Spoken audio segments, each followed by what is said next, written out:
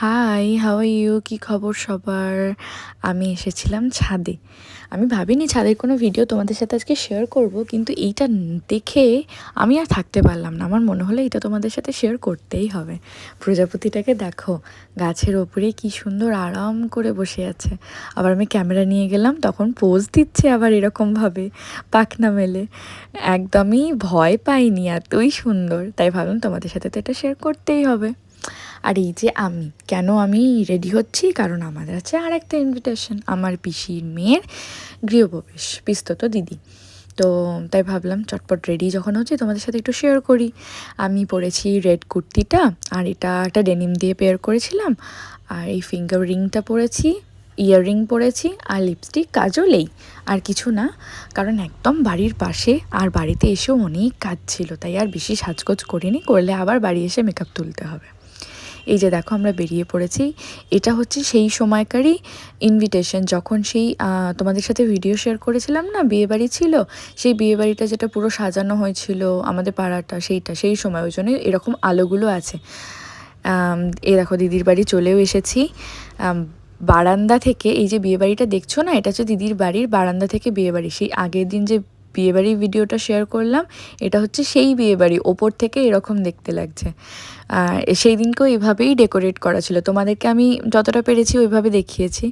আর যে বারান্দায় যে বাচ্চাগুলোকে দেখছিলে, ওরা হচ্ছে সব আমার দিদির ছেলের বন্ধু।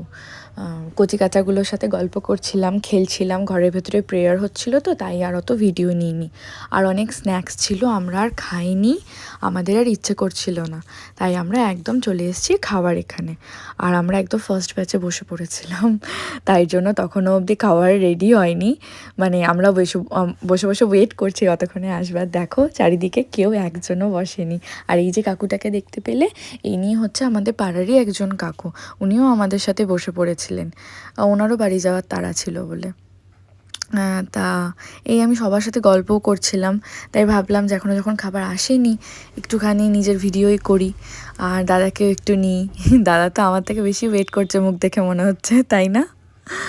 তো যাই হোক, এবার তো বসেই পড়লাম, প্লেটও দিয়ে দিল, এবার আসবে খাবার। তো দেখি মেনুতে কি কি আছে আর তোমাদের সাথে দেখাই। দেখো অপেক্ষা করতে করতে কিন্তু অনেকে চলে এসেছিলো, ওই জায়গাটা পুরো ভরে গেছিলো, ফাঁকা ছিলই না একদম।